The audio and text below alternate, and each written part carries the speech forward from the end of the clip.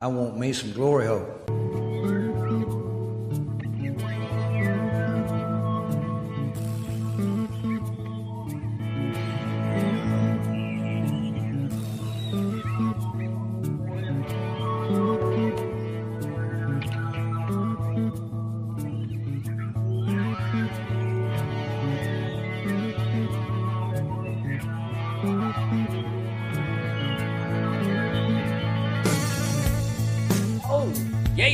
Welcome to the Football Glory Hole Recap Podcast for Week 12 of your NFL season. I'm your host, Bo Stevens, and I'm coming to you live, as always, with my good buddy Longhorn. Listen to us on Apple Podcasts, SoundCloud, Spreaker. Watch us live on Facebook, live on YouTube, live on Instagram, X, live or recorded any way you can afford it. Thank each and every Glory Hole for tuning in this week. All right, boys and girls, you know how we get down. It's time for the good, the bad, and the hard fucking kidding me. And now it's time for the good. Oh, that's good. That's good. Well, that's just fucking great. That's just fucking great. The bad. Is this bad? Is this bad? Well, that's fucking not good. And the are you fucking kidding me? Are you fucking kidding me? Are you fucking kidding me? God damn it. Are you fucking with me?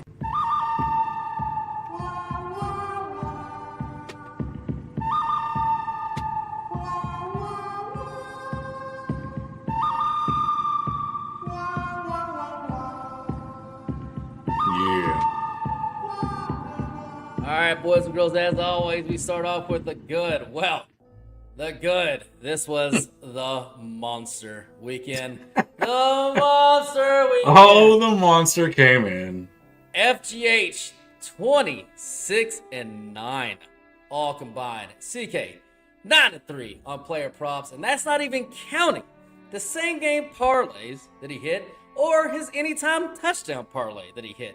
This dude is literally fucking crushing it. If you're not using him for your player props, for your fantasy insights, for anything, everything you do,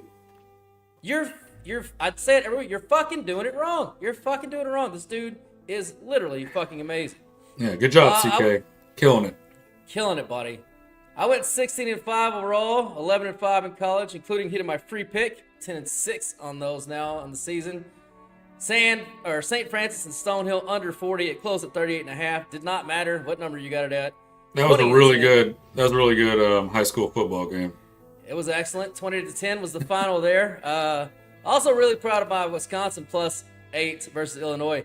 The market went against me on that one. That one closed at 9.5. Whiskey won the game outright 27-10 and dominated the second half. I hate that fucking fat Bert from Illinois, so anytime he can lose and I can profit off of it, I'm all in. I fucking hate that dude. And overall, just to find winners in a week where you don't really know who's still in with some of these teams, definitely happy about that. 5-0 for me in the NFL, so nice little Sunday. So let's get into it. Holy shit. Longhorn put Cincy out +7 to his clients. Got the win there. He did get the push on the pod on the danger zone at 6. Lost half unit on the money line. That was just a fucking ugly game overall. It was at 6 on the pod? On the pod, yeah. Oh my god, I'm getting Because the Burrow news. The Burrow news. I know, but yeah. I'm getting fucked on these half points by late just the put out time is killing me. That's all right. Well, you put it out at a good number of your clients. You got the win there. This was an ugly one. I said on the podcast, the BBG had New England winning 25-24, so pretty close there to the actual score. Both QBs traded pick sixes in this one, but in the end, Flacco was just terrible. And if we're being honest, he's been pretty terrible the entire goddamn time. It's time for him to retire.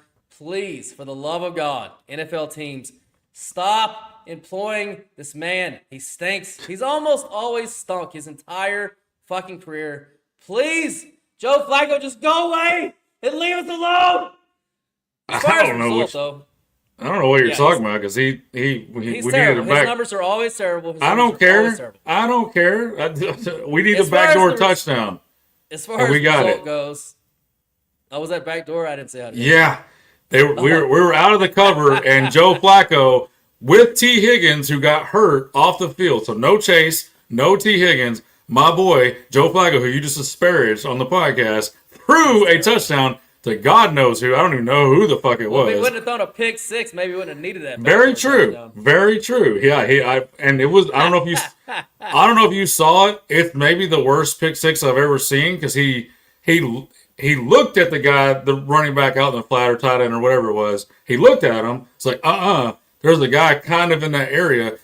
Looked back at the middle of the field and said, nah. Went back to that side after the defender had time to get even closer and said, now I'm going to throw it to that guy. It was the guy could have done cartwheels into the end zone. And he was like 50 yards away. It was really bad pick six, really really bad. But again, he redeemed himself. They threw a pick six too, so they did trade him. So even there, the stats though, New England should have won by more than 3, and they did. It was a fair box score. It was a fair final.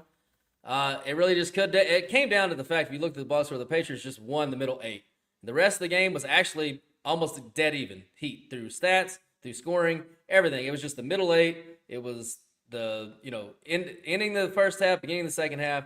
That's really all New England won. Other than that, it was a fucking dead even game. So I thought the BBG graded it well. You made a good call on that. Except I do feel a little fortunate, and these things happen in football. But New England went. They had it on the 1 yard line like 18 times in different series of the games. Got stopped twice on 4th down on the 1 yard line. Finally, one time, or the last time, the Vrabel's like, you know what, fuck this, 4th down and 1 on the 1, kick the goddamn field goal. So they got like 3 points from 3 possessions at the inside the 2. So I mean, it's I feel like I'll take the win. Like we don't apologize for wins. No, we do not. And to be fair, I mean, you are going against Cincinnati's vaunted defense. So, I mean, how could you really expect to score versus that? They fucking – and one of the times they even got a penalty, like on the 4th down or 3rd down, which reset everything inside the, 1. And they still got stopped. I was like, what is this Cincinnati fucking defense I'm watching? This is amazing. They were all in, baby. They were all in. All right, speaking of all in, Longhorn hit the big dick on Dallas, +3 for a unit. And half a unit on the money line, which is +150. So give him another 75 there. Take away the half unit on the Arizona money line. He walks away with +125 on the big dick this week. As far as the game, I said the BPG had Dallas winning 24-23. Pretty close, I would say, to the actual score. The only reason why I didn't join Longhorn, I said, was for the spot. And for a long time, it looked like I made the right decision. But in the end, the Eagles' offense stinks because their quarterback stinks, and they can't run the ball to save their lives. Probably because everybody knows their quarterback fucking stinks. And at the end of the day, Dak is just the better quarterback by a million miles, and he owns this division. He's now 2-0 ATS versus the Eagles this year. 70% ATS in his career versus the NFC East. Look, you don't always have to bet with the Cowboys against the 2-0 against the Eagles. They lost the first game. Oh, ATS. Okay, sorry, my bad. 70% ATS in his career against the division. You don't have to bet with him, but you goddamn sure don't bet against Dak when he's playing the NFC East. You just don't do it. So, Longhorn, thoughts on this game and the fact that I think you had Dallas finishing dead last in this division, and now they got a puncher's chance anyway of maybe winning it. I got the fucking board. I got the board too far away. I can't see it right now, but there's no way I had Dallas under the Giants, did I? I think you did. I don't know. We'll fact check that. We had to fact check it. Yeah. I knew this was going to be your week to pile on the Jalen Hurts sucks thing, and that's fine. It's probably the fact that Jalen Hurts and Saquon Barkley and AJ Brown, they all just forgot how to play football this year. It couldn't have anything to do with the offensive coordinator that's the best friend of the head coach and a complete nepotism hire. It's probably not that at all. They probably all just happen to forget how to play football all at the same time. It's got to be that. I mean, Jalen Hurts never knew how to play. But oh, my God. Here we go. Saquon not running for 2,000 yards. Yeah, that leaves a little bit of a hole in your offense. It does. He had 10 carries for 22 yards. Yeah, he can't. We said this in the preseason. We were both down on Philly, and I said, I didn't think it was going to be this bad, though. I said there was a chance this offense. What are his season stats? Because he's not. I thought there'd be a chance he'd get hurt and underperform. He's played every fucking game and the offense is. I mean, what was that old rule? Was it 3? Oh my God! How many yards do you think he has rushing this year? 800. 684 on 3.7. 3.7! Oh my God. This is like, I mean, look, and we'll move on from this. Anybody else, he'd be benched. He would be benched.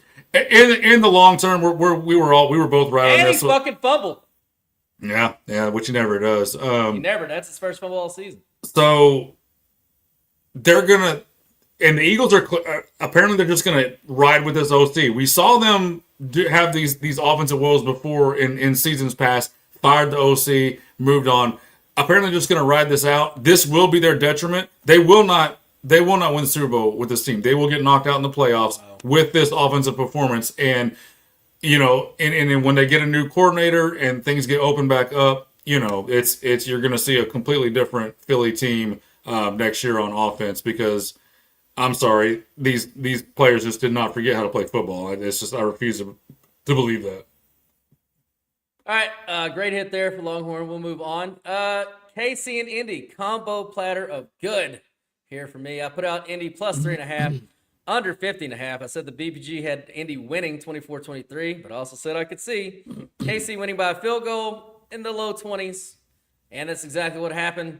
Look, the total was never in doubt in this game, but it did get hairy for me at the end on the cover. That's because what was the number? 3.5. No, the cover, the over under. Oh, 50.5. Oh God. Yeah, never a chance. So the Colts offense was horrific all day, but their defense was so dominant for 3 quarters. It held them in this game for as long as possible. But in the end, it got worn out because Indiana Jones turned back into fucking Danny Nichols when it really mattered. Huge shocker! Look, in the 4th quarter, Longhorn, Kansas City gained 202 yards. And when Indy's defense needed just one drive for their offense, just one break, just one field goal, any points at all, Danny Nichols, this is his 4th quarter drives. 3 and out, -2 yards. 3 and out, 7 yards. 3 and out, 1 yard. So if you're keeping score at home, boys and girls, KC had 202 yards to Indy's 6 yards in the 4th quarter. Just a complete meltdown from Jones in this offense. And then in overtime, they get the ball first. They go 3 and out and gain 7 yards. Kansas City puts another 81 yards up in overtime. Finishes with a field goal, thank God. So just to recap, of Kansas City's 494 yards, 283 came in the 4th quarter and 1 drive of overtime. This loss, to me, is 100% on Steichen, the coach. Okay, well, I'm glad you said that because I was going to push back on the Daniel Jones hate a little bit on that. Well, I mean, the coach is the offensive guru. You've got to find a way, but you got a great defensive coach on the other side. He's going to make adjustments, which he did, obviously. They couldn't do shit in the second half, especially in the 4th quarter on offense. But you got to find a way to put Danny Nichols in a position to make some plays when it really matters. You got to have something squirreled away. Because they couldn't run. They couldn't run all day. JT got just shut down. Shut down. So you know the guy on the other side. You know the quarterback on the other side is absolutely, and that coach is going to have plays to be made when the plays fucking matter. Look, Indiana Jones is the first team. India is the first team that will make the playoffs this year that Kansas City's beaten all season long. And Indy has been slipping pretty hard lately. They've lost 2 out of the last 3. Their only win was in overtime versus the shitty Falcons. So, Longhorn, the Colts are in trouble. All that Danny Nichols MVP talk is fucking over. They have all 4 games. I don't know if there was Jacksonville. I don't think that there was talk. Maybe 3 weeks ago. I think that's already been dying down. Yeah, it's gone now. So, but they've got all 4 games left with Jacksonville and Houston. And they've got the Seahawks and the 49ers. This team that once looked like they were a number 1 seed candidate now looks like a limp in and get fucking hammered in the wild card round. Does it look like maybe my Houston to win the division is not a dead ticket yet? Not a dead ticket. Not a dead ticket. And I think they play this week coming up, Indy and Houston. Well, they got both games. I think it's them and Jacksonville. But is it them and Jacksonville this week? No. Jacksonville's at Tennessee. You're right. Okay, They've got all 4 left. All 4 that matter against the 2 teams that matter in the division. Yeah. That's who they have to play. This division is very much up for grabs between those 3 teams. I was just my 2 cents on this game is this is not all. This is a lot on Steichen, and I love Steichen. Yeah. I know you do too. We're both been big fans and pump him up, but you can't let your nuts go into your inside your body in a game like this. You can't. Like you said, you are limited. Mahomes is going to score. and you know that you have, a quarterback that is a system quarterback and is going to need help to be successful as a team. Indy had the ball with 2 minutes left at the end of the first half. And I don't know if you watch this game because we don't talk during the games, but I tried to watch as much as I could. okay, there was a sequence where I think Indy lost this game in the last 2 minutes of the first half. They had the ball. It was 3rd and 1. And what was the score at? It was 14-6 at this point. So they're up 14-6. There's 2 minutes left. They got the ball. Gets to 3rd and 1. Okay, and Steichen calls up a bomb. Now, I don't know. Who knows if it was actually called that way or if that's just the way Daniels. I don't know. It's 3rd and 1. You have 2 plays to get a first down, and you have to because even if you don't score on that drive, which you're whatever, even if you do or you don't give the ball up to Mahomes to go down and get the field goal, which is what he did. So they do the bomb on 3rd and 1. And then punt on 4th, like that's it. Like you just conceded that we're going to play conservative and scared in this game. They get the ball, they go get the field goal. Momentum's changed. Casey comes out 11-0 in the 3rd quarter, and it's game on from there. And then now you've already like set the game up for like we're trying to not lose instead of we're going to go win. Now you can say that the long shot on 3rd and 1 is they didn't score. Kansas City didn't score till the 4th quarter. Oh, I'm sorry. I looked at it wrong. Yeah, 11 points. That Indy defense, they literally held them in this game. Yeah, you're right. As long as they possibly fucking could. But to me, Steichen is just like, it was just I couldn't believe when I was watching that he did that. I was like, that's not what you do on the road against a Mahomes. Because if you play like that, you're going to get Mahomes. And those 3 points from just, even if they didn't score on that drive, they just got 1 first down, ran the clock out. Casey didn't have time to do anything. Those 3 points were literally the difference. So, like, little things like that are just the little things that championship coaches do that might not show up in the scoreboard or the box score, but winning coaches do. So, Steichen, you're a great coach. We think you're a great young coach, but those are the little things that you're going to have to get better at when you're on the road against a Super Bowl champion like Reed and Mahomes. So, that was just the note that I had on that game. And I think that he's good enough. He'll learn from that situation, and next time he'll make a better decision. But Shane Steichen, for right now, You blew it! You definitely blew it. Yeah. So right. can't wait to watch you. I mean, Houston and Indy next week is definitely for personal reasons definitely going to be.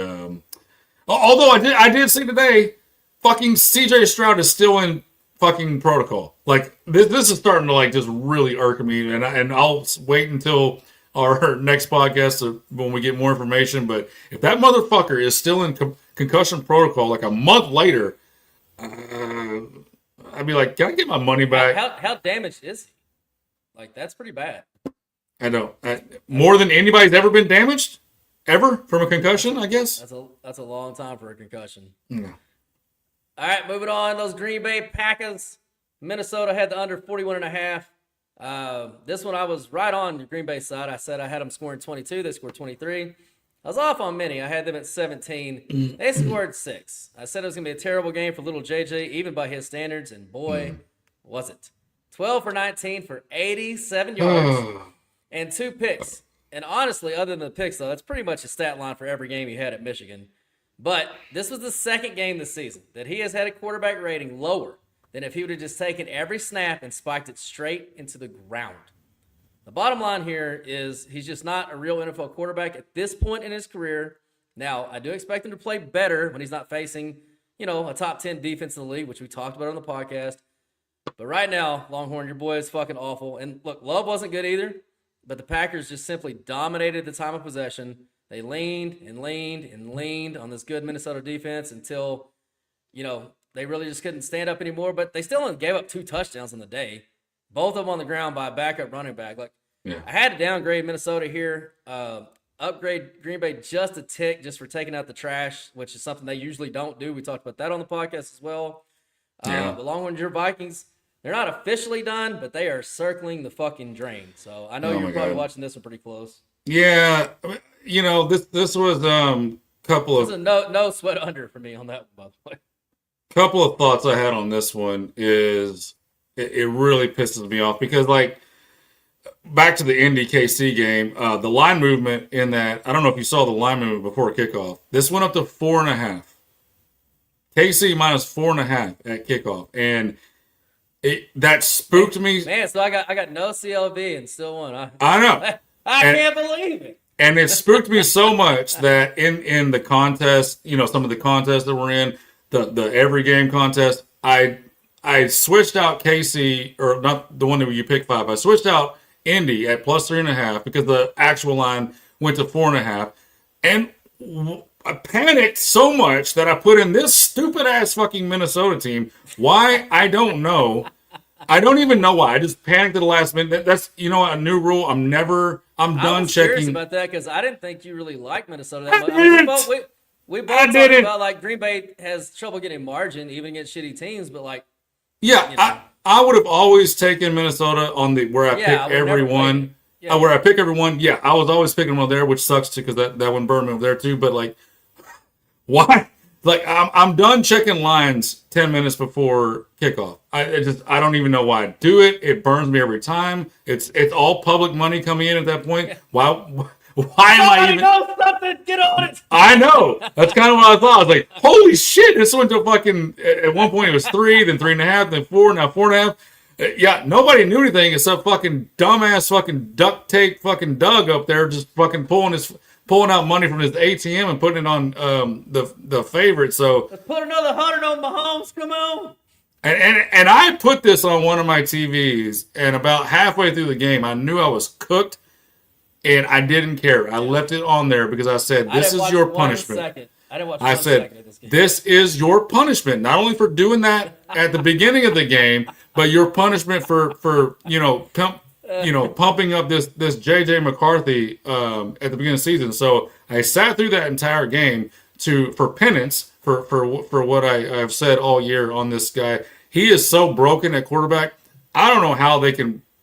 You're getting into future damage territory now for me with JJ. Like you're getting into like, you're going to end up breaking this kid the rest of the season. So I don't know what Carson Wentz's status is. I don't know who the third string is. I don't give a fuck. He's done for the year.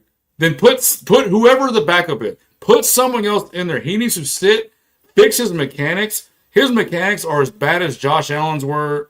That, you know, you've seen that video where the guy that fixes mechanics talks about, like, this is what he was doing at the beginning of his career, and this is the way he is now. His are as broke or more broken than Josh's were, and that ain't changing, and it's just, they can't win with that guy. They won't win another game if they start him. They will finish, they're 4-7, they will finish 4 and, God, they can finish 4-13 coming off of what, 13-4?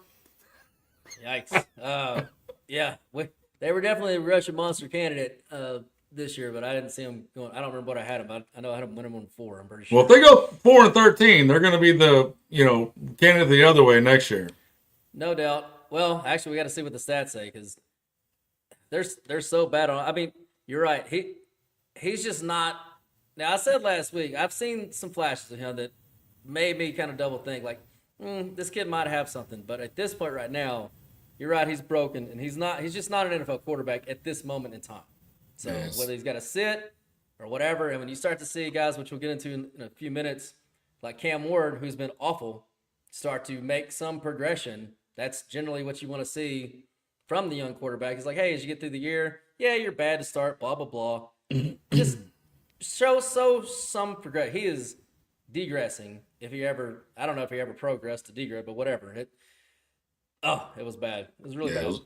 It's bad. Bad pick. All right, moving on. Baltimore and the Jets. Another combo platter. Good for me here. The Jets cover the 14. The game goes under the 44.5. Much like the KC game, I never had to sweat the total, but I definitely did have to sweat the fucking cover. Yeah. At the end. This Jets good thing Lamar sucks now. That saved your ass because holy shit was he bad. He was so bad. This Jets offense is an abortion, though, no matter who the quarterback is. But this Baltimore offense, Longhorn, it's broken. It is broken. And if you look at the stats, Tyrod actually outplayed Lamar. He really did.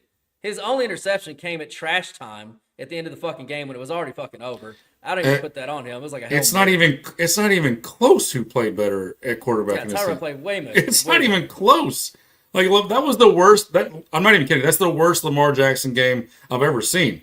Like, he's had 13 for 23, 150-yard passing games in his career. He's done that before. Has he ever ran 7 times for 11 fucking yards? Like, what is wrong with him? He's hurt.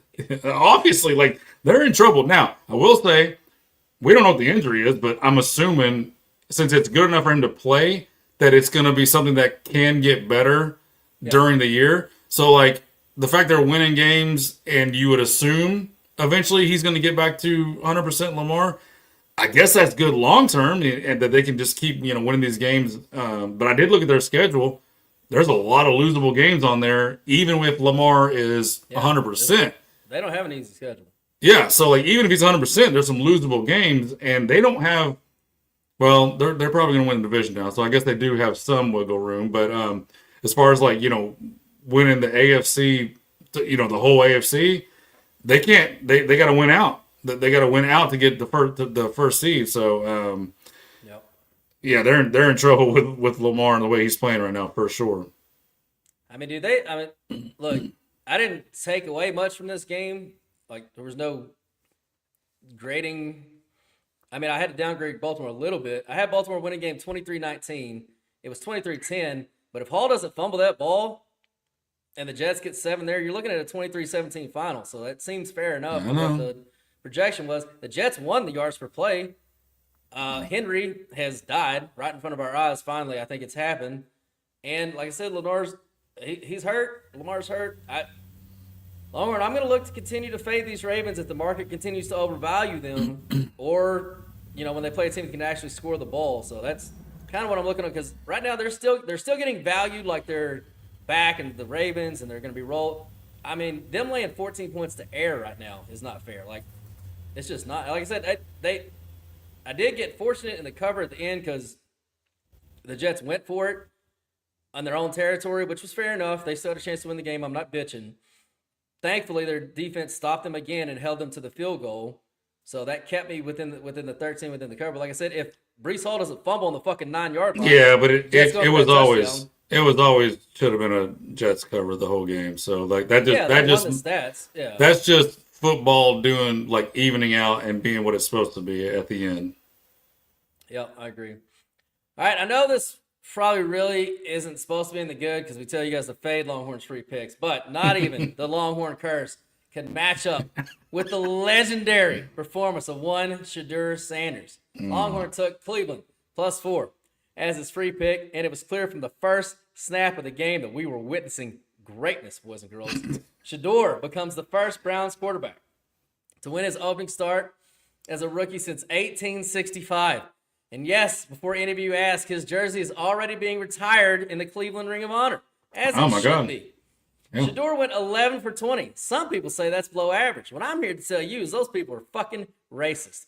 And of those 9 incompletions, by the way, 8 of those were either drops by incompetent receivers or blown defensive PI call by racist refs, and the other one was intercepted by clearly a racist linebacker, Charles Snowden, who's the worst kind of racist because he's also black. That's just fucking despicable. In racism. I'm also sad to report that one of the underlying QB stats that I love the most, which is EPA plus CPOE, because it shows more of a trend line of possible future success or failures. It's why I actually liked Drake May last year and why I also started fading Kyler some years ago because he started slipping down that list. I can't even quote that stat anymore because clearly it's racist. I put the filter down to 30 plays as a minimum so that I could see where Shedeur ranked. Clearly, he's going to be number 1. Well, guess what? Not only was he not number 1, he was 49th out of 49 QBs so far this season. His score was twice as bad as the 48th best quarterback, who's little fucking JJ. So clearly, that stat is racist and not capable of capturing the legendary status of Shedeur Sanders. Again, despicable. Dylan Gabriel, by the way, he's 47th. 2 slots ahead of Shedeur. The racism continues, and if that wasn't bad enough, I can't even look at my second favorite quarterback stat anymore because I used to believe, which is QBR, I used to believe it showed the most accurate snapshot of how well a quarterback is playing overall in a given time frame. It's from ESPN. But out of 27 qualifying quarterbacks this week, You guessed it. They got Shador dead last with a QBR of 8.7. When did ESPN become so fucking racist? This is ridiculous. And you might say both Sivas. How can QBR be racist when 7 out of the top 10 guys this week were black, including famous Jameis, who was number 1? And my answer to that is don't fucking worry about it because it doesn't fit my narrative, you racist cunts. And I hate to even ask this, Longhorn, but I gotta know. Just, do we have one metric left? What was his PFF grade? Are we gonna have to throw that out the window as well? Or is there one non-fucking racist entity that we have left that we can trust? I mean, I guess PFF is racist because he came in at a 32.5,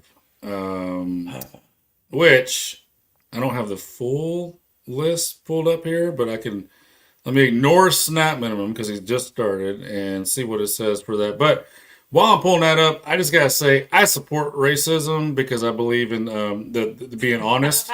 So we're all racist. It's just everybody likes to pretend like they're not. And let's be honest, none of us really like the Jews. So like, I mean, that we're all kind of racist. So yeah, like he's a bad quarterback, but this was like the greatest back and forth call that we've ever had. Like, we just knew this was going to happen. Like, there was no way this was not. Like, God himself came down and said, I don't care what else happens in this prima donna, not good quarterback's career. He's winning this game. And this is the worst thing to happen to him going forward. I can't wait to fade this guy going forward. But by God, he won that one.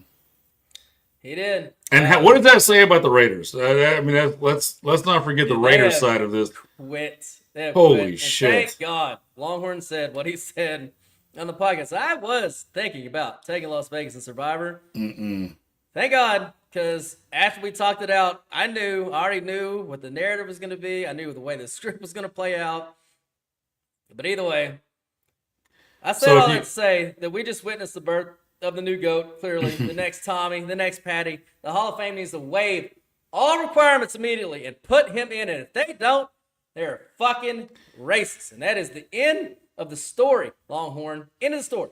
Shedeur Sanders, greatest quarterback of all time. If you ignore snap minimums, then actually Quinn Ewers is the worst quarterback this year. And he's a white guy. So PFF, we're still hanging in there. You get your card back for a little bit, but he might be Jewish, so we might need to check that and take. So we're gonna hold that one. Now, if you ignore that minimum, he's fifth to the last with Kenny Pickett, Riley Leonard, Quinn Ewers, and Jalen Leonard. Yeah, that guy's in there. He played. He's got 6 snaps this year. Oh, does he play for the Colts? He does. He allegedly. Okay, yeah, he took some knees. How do you even grade that? How's that even a grade? That's crazy. I mean, what do they have? Someone that watches every play or something? They got someone that watches every play? Oh, great week though. Longhorn, you got anything else to go on? I was going to ask you, how are you counting my teasers that are going tonight into the overall record factor? Oh, I didn't, just because it wasn't final. Well, if San Fran just wins the game, that'll be 7-1 for me on the week to the clients. So nice. like I got it was three teaser legs, 2 units each. I hit the first 2. San Fran's the last. So if San Fran hits, that's 6-0 on teasers.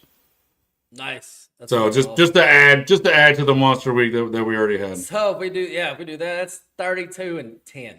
By far, that's definitely our best week. 22 units, you think? Is that good? That's pretty good. Can anybody come in and comment? Is 32-10 good? I don't know. I think they would take that. I think they might take it. All right, let's move on to the bad then. Well, look, Florida +4. I put them out. It's the risky run this time of year. You don't know which team is a corpse. Who were they playing? They were playing Tennessee, and I thought with the home record, the fact that Tennessee has not beaten them since like 2002 or whatever it was in Florida, all that history, I thought if they were going to get up for one more game, You know, their coach has been fired for over a month. They haven't won a single game since their coach got fired. Well, I thought, hey, this is the spot. All the numbers support them. Market supports them. I support them. Let's go, Florida. Get up one more time. They literally complete no-show, complete fucking corpse. They won't be bet again by FGH. You try to catch that. You try to catch that turn.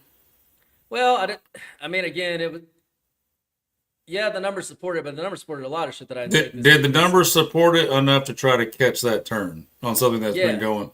It did. Yeah, the numbers in the market indicator. Yeah. I mean, then that's how you do your card. So I wouldn't even feel bad about it. I mean, it's. I don't feel bad about it. I just it's one of those games where you saw. It's like the Raiders game and the Brown. Like you saw from the first snap, like, oh, this team is quit. Well, I guess we're fucked then.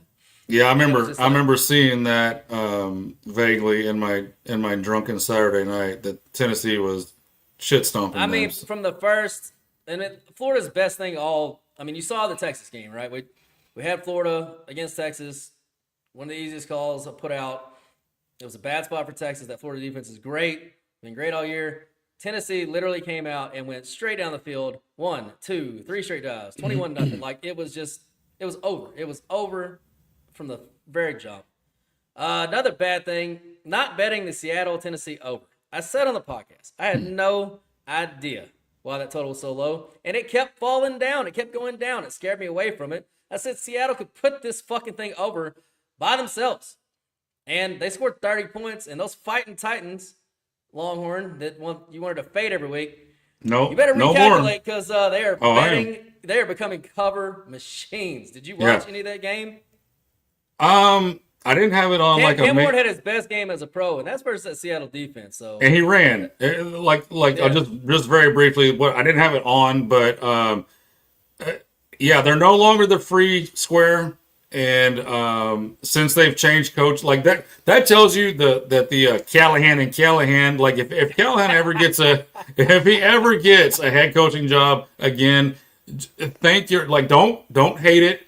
Don't be like, I can't believe that this guy say thank you, God. Say thank you, God, that you brought this guy back so that we can have guaranteed winners. Because they're just not anymore. And Ward was running, which I brought that up to you. I remember about a month ago, I was asking you, like, did he run in college? Because, like, I've been watching these games, like, because, for whatever reason, I can't get Tennessee right. Like, when they were bad in a free square fading them, I would be betting on them. I've lost so much money to Tennessee over the last year and a half, and then when they changed, coaches, I'm like, okay, well, it'll keep going. But I noticed just watching the games, like, why doesn't he fucking run? There'd be so many opportunities to run the ball as a runner himself. And I asked you, did he run in college? You said not really. He moved around to throw. Well, he fucking ran a lot this game, and I don't know if that's going to be a new wrinkle. But yeah, they're no longer the free square. But with that said, it took a backdoor touchdown and another goddamn special teams touchdown by Tennessee. They do, baby. Apparently the best special teams in the goddamn league because I mean, yes, if you can't tell, I had Seattle minus 12.5 on the pick every game contest, and he got me. I'm still mad at myself for not betting. I mean, the total was 40. No, I think it closed at like 39. Like, what the fuck? What the fuck? Seattle. That is ridiculous. That is ridiculous. But it kept going down and down and down. It's like I kept checking. Well, I talked about the podcast. I said, "There's no weather. What is happening? Is there a hurricane blowing into town that I don't know about? Where's Pete Delkus when you need him? What the fuck is going on with this total?" And it scared me away. It was just duct tape shoe Doug pounding the fucking under. I don't know what to tell you. It was going under all week. That was a lot of sharp money coming on there. Yeah. Because it opened at 41. Yeah, I was pissed about that one. Longhorn put out Detroit minus 10 or whatever it ended up being to his client. You talk about a frustrating fucking game. That was what we like to call, boys and girls, a no-sweat loss because it literally had no chance of ever covering. Winston, the number one QBR quarterback of the week. Their defense, completely optional for both teams. Over 1,000 yards of offense. Kind of makes you realize how much of a rookie dart it really is when you see the Giants go out there and do that. Longhorn does get to cash his CLV ticket, though, because this game closed at 14. So great job there. Let me know how much that pays you. Oh, wait, never mind. It's fucking $0. I know from plenty of experience, man. I mean, but at the end of the day, the Lions do get the win, and that's all that matters to them. So, Longhorn. Well, yeah, they're in a division battle, so they had to fucking win that game. Yes. Look, I'll just say this: it took 2 trick plays, and hats off to them for doing them. But it was a whatever. That's what bad teams do. When you're a bad team, to the Shane Steichen discussion, like when you're not the best team on the field that day, sometimes you have to just will your way to a win. Now, they didn't get the win, but it certainly kept them in the game.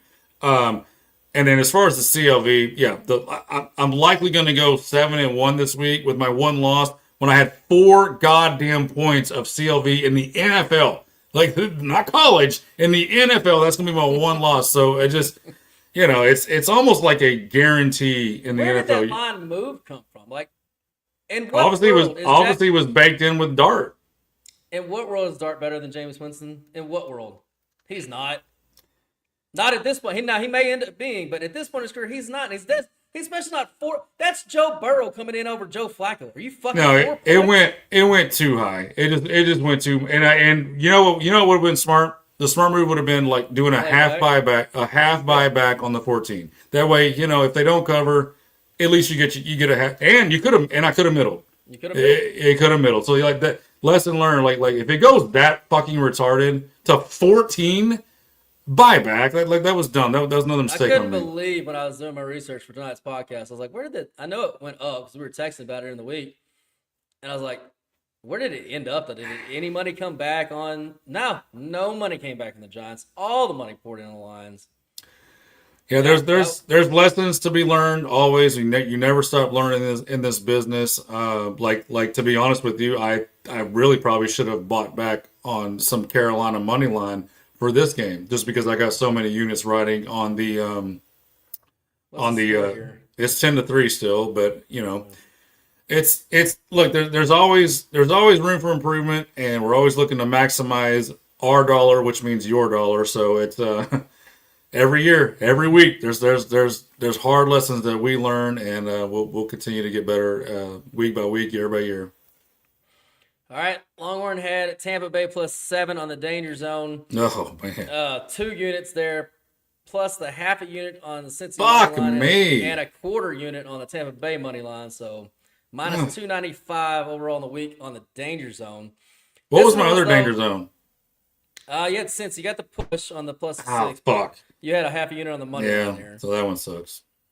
This is another no sweat loss though, which look, if you're gonna lose games, this is the way I like to lose them. I'll lose. Sweet. I don't even fucking want to. I don't want to fucking worry about it. Look, I didn't even watch the second half. There was no need. Baker played as bad a half of football as I have seen him play since his second year in Cleveland. Yeah, and he's hurt. 19, and he's hurt. And he's hurt now. Yeah. 9 for 19 for 42 yards, 2 picks. Good God. But at the end of the day, I did say in the preseason, don't be surprised if Tampa Bay is sitting around 500 going into Thanksgiving and then finishes with 6 straight wins, which we'll see on the Baker News. Yeah, they're on track to do just that because their schedule sets up where they're going to be favored in all 6 games as long as he's on the field. So they got a chance. But the real story here continues to be the dominance of the Rams. I said a few weeks ago, them and Seattle had separated themselves from the NFC. They haven't done anything since then to make me look stupid. So thank you, Rams, for that. Longhorn, thoughts here on both these teams moving forward? So I remember this conversation that we had preseason. I remember also saying, don't be surprised if Carolina, because remember I said 2 of the last 3 games of the season, Tampa is Carolina. And I'll be damned, Carolina looks like they're going to be right there to where those last 3 weeks were those matchups between, look out. And I don't remember. I don't remember what Carolina was to win the division, but I bet it was a nice little juicy number. And man, that Baker, look, it's his non-throwing arm that he could bear. It looked like it was hanging off his body. So I don't know what the exact diagnosis. By the way, just real quick, all the people fucking jumping on Todd Bowles for saying, why'd you have Baker out there? It was 34-7. It's fucking halftime. He threw a Hail Mary. I'm sorry. Are you gonna pull your starting quarterback at halftime? And it's just non-throwing. So like, I mean, look, and there's no way. It wouldn't matter if he went out for the season. Their season's done. You don't pull your starting quarterback in the NFL at fucking halftime. Yeah, I don't got NFL. I don't have a big problem with that, but I do. I'm looking at their schedule. It's Cardinals, Saints, Falcons, Panthers, Dolphins, Panthers. Like every single game. Man, I hope so because I mean I did pick Tampa Bay to win this division. We both did. I believe you picked them to go to the Super Bowl. I think I did. Yeah, over Seattle. So he needs to get healthy, and the rest of the team needs to get healthy. So it's a good thing that the season softens up a little bit because they don't need to freak out. They're 6-5, I think. Is that what they are? They're 6-5. Get everybody healthy. Teddy can win you a game or two. Like if Davis Mills can keep Houston's season alive while fucktard gets over his headache, then yeah, Teddy Bridgewater can win a game or two in the next however long it takes for Baker. So especially against who they're playing. I mean, you got Arizona. They're still fighting hard. Thank God they got us to push. Oh, and I'm just reading now. It says good news on Baker's MRI. So look, if it ain't surgery and broken, Baker's going to get on the field ASAP and play, and they'll get Mike Evans back. They'll get some defensive players back. They'll be fine. They're going to be fine. One spot we did get, I won't say CLV, but at least I got a CLV push. Arizona +3, closed at 2.5. That one was frustrating. I thought we had that win. I thought I had the 6-0. Oh my God. And then, we lose it in overtime. But man, but they fought hard, man. They did fight hard. I can't blame them. Arizona, they gave effort. They got the defensive touchdown. The game didn't look good to start. And then your boy, and you called it. Who's your boy that you talked Walter about? Nolan? Yeah, he scores the touchdown on the. I love that dude. But this coach is fucked. I hate to tell you. He's a defensive coach, and he's fired. Look, and defensive coaches can be great, and I think he's going to be a great defensive coordinator no matter where he goes. Like he's still going to be in the NFL, but he was cooked the moment that he kind of punched DeMarco on the sideline after that fumble. And I don't have a huge problem with that. I said that at the time. My problem is that you didn't tighten you didn't tighten the screws down enough to say to where your team doesn't do that. Like you're not going to see an Andy Reid team do that. You're not going to see a Bill Belichick in his prime team do that. You're not going to see the reaction is reactionary. You should have been on top of this as the head coach before it even happened. Said this cannot happen. This will not happen to any of my offensive players. If you don't reach for the goal line until you cross the goal line. So he's cooked. Now that the teams, for whatever reason, whether it's a Kyler situation, like the way that was handled, or the DeMarco, hitting, he's just cooked. And that's a problem going forward because, you have to have buy-in to win this in this league. If you don't have everybody on your team bought in, you're just going to have problems. And the fact that Trevor Lawrence threw 3 fucking picks, and I think he had a fumble. Did he have a fumble? Oh, yeah. And a lost fumble. 4 turnovers from Trevor Lawrence, and you couldn't win that game at home. That is. And Brissett threw for 317. Yeah, it's just and no turnovers. They're cooked, man. They're just so cooked. And I was flirting with this team to win that division, and I'm so glad I switched to Seattle, which might not win either, but at least they got a shot. Yeah, I was wrong with the Cardinals too. I had. Yeah, we both had them. I was looking at that the other day. I think we both had them at 9-8 or 8-9. It was something like that. It's too far away from it. Yeah, we're not gonna make it. Not gonna make it. No, and I do think the coach is a decent coach, but yeah, he's lost that locker room. It's just a bad situation for him. I don't know what does the receiver for Jacksonville not play anymore. The one that was good last year. Thomas got hurt, so he was ruled out, and then of course the Hunter situation. We know that. Yeah, he doesn't matter anyway. He's going to matter when he puts on 20 pounds of fucking muscle in this offseason. Be Strange was your top receiver for. That's a tight end. Yesterday. That's a tight end. Trevor's out there working with just gold, boy. He was working with gold. Oh, I don't want to hear that shit. He had 4 fucking turnovers. You don't want to hear that shit? You make every excuse in the book for your boy Herbst. he had an offensive lineman out. How could you expect him to play good? I don't make it. If he has 4 turnovers, he has 4 turnovers. I don't. No, I'm not gonna. I mean, he didn't play well, so I'm not saying he did. Thank God he didn't. Well, you just literally did the same goddamn thing that you accused me of doing with Herbert. Oh, he's throwing to Brent Strange. Like, you did the same thing that you say I do. Yeah. So welcome to the make. He's really not throwing to anybody. Like, welcome to the make excuses boat. It's nice in here. Grab a paddle, and we always row for these quarterbacks that we like. Yeah, I don't know. I've given up on that dude though. I mean, I think he is what he is at this point. They're getting they're going to be the fucking regression monster candidate next year. Well, you know what the problem is with them is I don't there's not a coach quarterback marriage that I like. Like, at least with Harbaugh going forward with Herbert, when like eventually I have faith that Harbaugh will get that roster right and everything will eventually click right. I don't know about either one of these, the coach or the quarterback in Jacksonville, and I don't think that they like each other. So, like, this is a problem. At least we know that Harbaugh really fucking likes Herbert, and in this situation, I think if it was all his players, everybody that plays with Harbaugh is the best player to ever play. Like, it's just there's something to that, and that's why that's why they love him, and they'll run through a wall for him. So, like, there's strife between this quarterback and this coach, and that's just not what you want.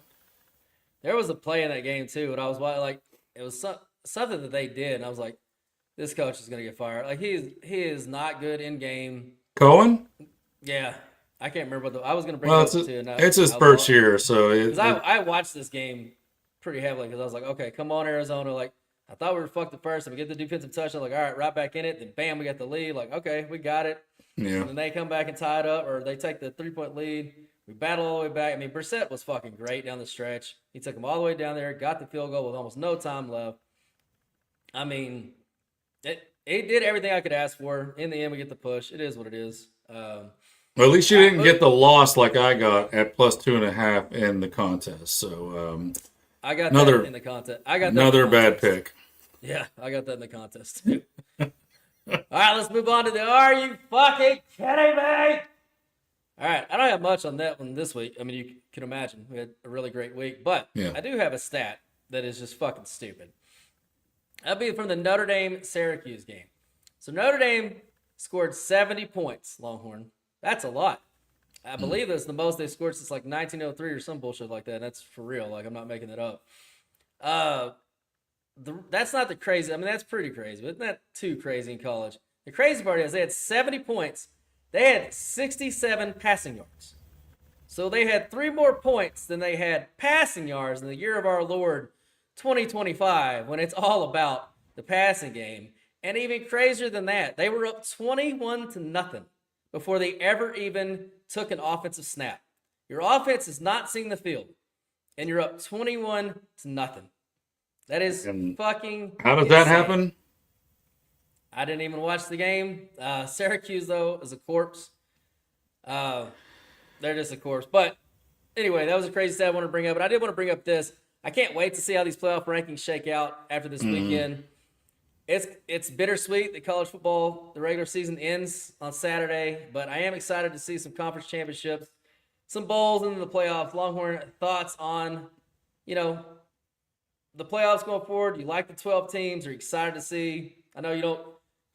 I know you watch college football, but this is the time of year where you really get into it. Like once it gets really start to matter. Yeah, and I do love the 12 team. I know that we've had some. Well, I remember I wasn't a big fan. Yeah, because you're like, I don't want to see fucking Tulane or North Texas play, but I want to see North Texas.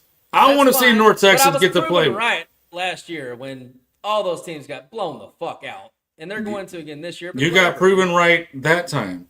Like the 15 seed almost always gets blown out in college basketball, but every once in a while that magic happens and it makes it all worth it.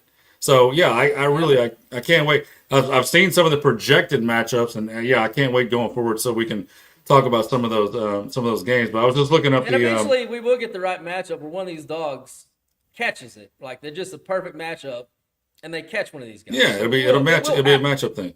So I'm assuming Jeremiah Love went off for Notre Dame in this game, because I was just looking up the running backs for Notre Dame in the draft coming up, and Jeremiah Love is projected the 12th overall prospect, and their backup, Jadarian Price, is projected as a third-round draft choice. So they got Jeremiah Love is having, like, his decision to come back was the right decision. Like, he is having a monster. Yeah, and he's 6 foot, 214 pounds. So like he's really I mean, good. Boy, we've had our discussions about first round running backs, and that's kind of gone back and forth. Well, let's see. He only had 8 carries, Longhorn. Oh my God, what did the backup have? He had 4 carries. Oh, let's see, 8 carries for 171 yards. Is that good? Oh my God, is that good? 3 touchdowns and 8 carries. Is that good? That's ridiculous. I say he had a fairly good game. 21.4 yards per attempt, 3 touchdowns on 8 carries. Yeah. They played 2 quarterbacks who combined 9 for 15 for 67 yards. Well, sir, their backup running back had 4 carries for 70 yards, and then the other guy had 2 carries for 59 yards. And another guy had 3 carries for 39. They went for 329 yards and 24 carries. Would you like to know where Jeremiah Love is mocked to go currently? This changes all the time.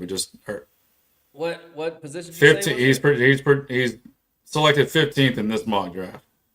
15. Let's see. That's going to be around. Damn it! Who's around 500 right now? It's a team that will probably make the playoffs, but is in desperate need of a running back to be fantastic. You're probably not going to get it because you're probably thinking of teams that are on the outside looking in, but this is a team on the end. It's going to be Kansas City drafting Jeremiah Love, and that would be. Now they drafted Clyde Edwards-Helaire before in the first round, and that one didn't work out long term. He's back on the team, by the way, and sucking still. Like, I heard it, like I was watching. I guess like. Clyde, what? Like he got cut 2 years ago. What is this fucking guy doing back here? They're like maybe they called him up. Maybe he's not as bad as every team that's tried to play him is thinking, but no, he is. So Jeremiah Love, that'd be a. Now why they didn't just pull the trigger and get Breece Hall with a 3rd round pick? I don't know. Whatever. I don't know either. That would have been, Hunt had 104 yards on 30 carries. That is yeoman's work. Jesus Christ. 3.5 yards a clip for 100 yards. He's bringing back the 3 yards in a cloud of dust. Clyde Edwards-Helaire, 8 yards on 5 carries. Is that good, though? Sounds about right. 4 yards for a long, so it took him the other 4 carries to get the other 4 yards. Yeah, he's cooked. That boy's cooked. Dude. Oh, man. Oh, buddy. And I don't know how, because you talk about the Emmitt Smith fucking clone coming out of college. It's one of those things where. And he was a gadget guy. Like, he could do it all. He could catch, he could run, he could line up a receiver. I mean, they literally, at LSU, they lined him up in the slot. They did everything with this guy. We've been doing this long enough to know that there is no, that's why it's such a crapshoot, because, you can think you got the surest thing in the world, and it just doesn't And I remember that draft, when we did our mock, or at least I very rarely get anything right as far as when the half that I have to do. And I literally mocked him to Kansas City in the first round, and I got mocked for it by Longhorn, and it ended up being exactly right. I was like, this is the perfect fit. That's the reason why I did it. It's like, perfect fit, gadget guy, Andy Reid, Patrick Mahomes. That's what he loves to do. Can't go wrong. How could it go wrong? It went way fucking wrong. It was okay for a little while. He won a Super Bowl with them. He was part of the rotation, and he wasn't awful at first, but it just fell off the cliff really, really quick. All right, boys and girls, that was the good, the bad, and the are you fucking kidding me?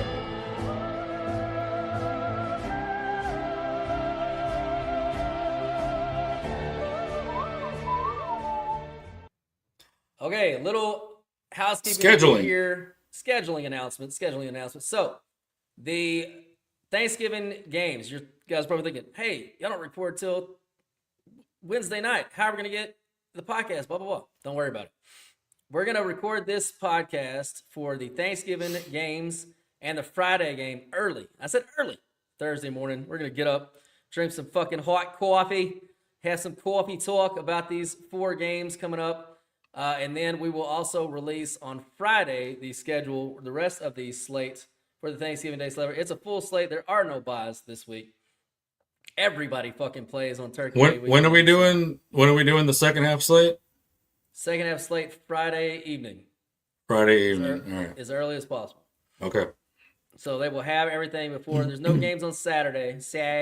So you'll have everything else for the Sunday games. The Thursday games you'll have early Thursday morning. We always try to do a little Thanksgiving Day special. Put out at least one actual play on all 4 games. They might not go to the clients list. It's a podcast thing. They're free picks for the pod. Don't worry about it. It's a pick palooza. But Longhorn, looking ahead at those games, anything stand out to you right off the jump? Yeah, really good games. Number one, like it's actually a bunch of exciting games to watch. Maybe the Baltimore Cincy game. That one certainly is going to leave something to be desired. Burrow's coming back. Oh yeah, I forgot about that. Never mind. He's starting. Check that. Check that. Somehow Baltimore's still laying 7 points. Yeah. So on leans, I'm showing Detroit at 2.5 right now. So I'm immediately thinking Green Bay on the on a teaser up for sure, because I think these teams are pretty much dead even teams at this point. Look, I talked about Dallas being a play on team once I saw that the defensive guys that they added in both the trades and injury coming back. I'm not changing my mind. Like Dallas is a play on team. Until they go against Dallas on Thanksgiving Day, man. And CD has been dog shit lately. Apparently, he's more interested in partying in Vegas and throwing up than playing George football. Pickens is the numero uno receiver on that team. Now, if they can get that straightened out, because we've seen CD have drops before earlier in his career, and then he went and became a 2-time All-Pro. So yeah, he won't do it every week, but that was a horrific game for him. So I like Dallas getting 3. Like I might have to bang that into the clients list tomorrow. 3.5 at DK. That's just too much. That's just too much. Like KC was not very good.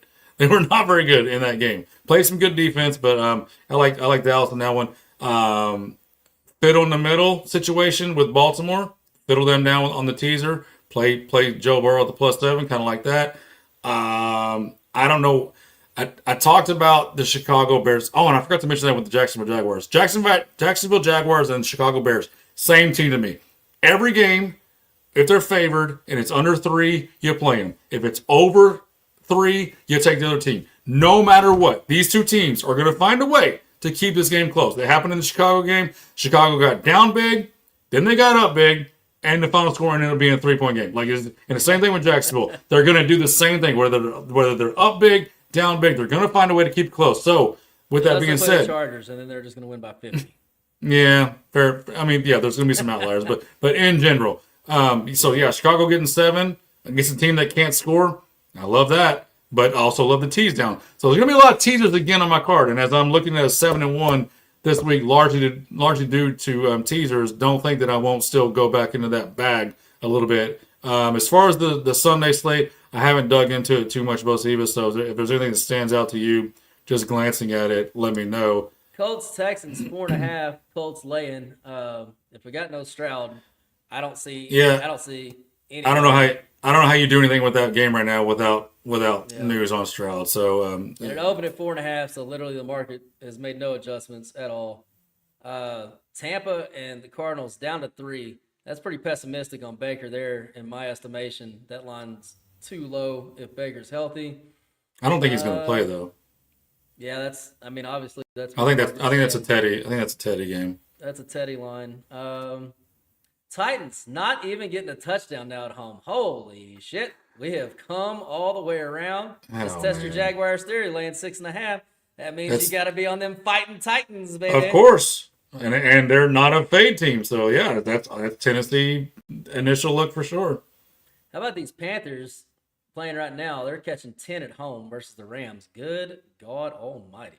I like that. I like right off the bat. I like that. Yeah, I don't think I can lay 10 on them. The Vikings.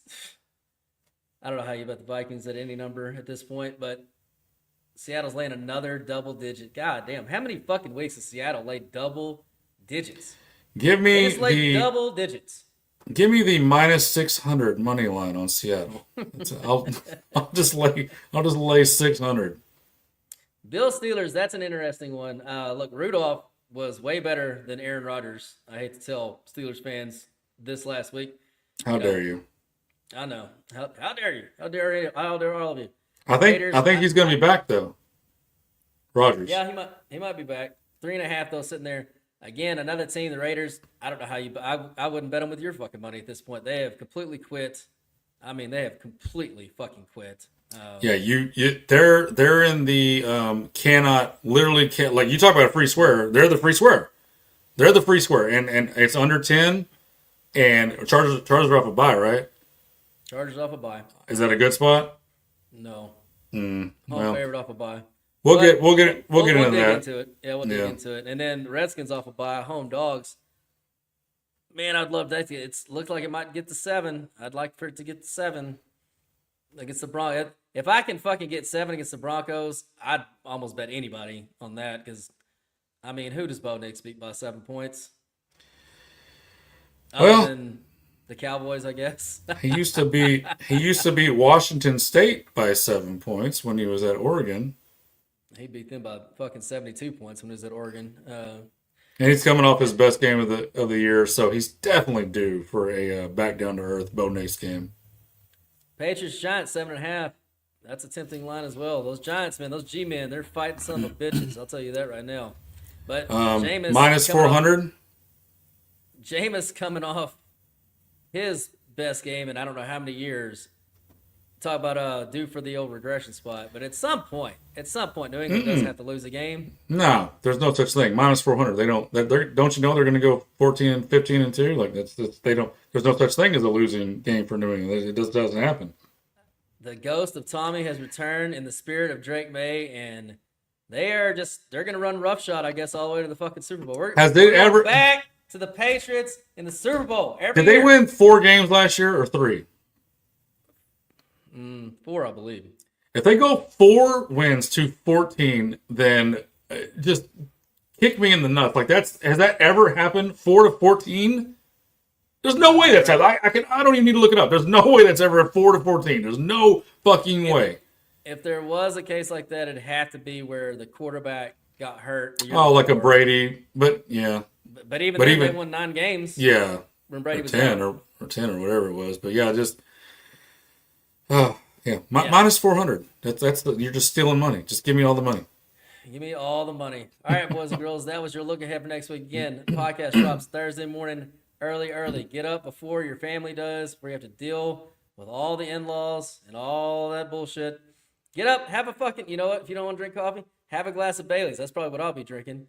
Or a little Bailey's in your coffee. Mix it up. Whatever you like to do, that's what we like to do. What we also like to do, Longhorn, is fucking win, baby. So tell them about that Patreon where they can get we are literally on we have hit our crescendo. We are on fucking fire. All 3 units just firing fucking, we're rolling down the fucking window to throwing we're rolling down the street just throwing hundreds at the window. Both fucking sides now. It was like one side, now fistfuls of hundreds. Both sides of the car. It's fucking, money's flowing everywhere, baby. It's flowing everywhere. What he's saying is, I'm finally starting to win, is what he's actually trying to say. Go to that Patreon page, patreon.com/bet_FGH. You got CK's player props, Bo Stevens, college, NFL, and my NFL package. We will see y'all on Turkey Day. For Bo Stevens, I am Longhorn. We are FGH, and no matter how you find us, when you think about betting on football, think FGH and never, and I mean never, pay a bookie again. Come on. Damn it, people never pay a bookie again. Steven Tyler, take a sell, baby.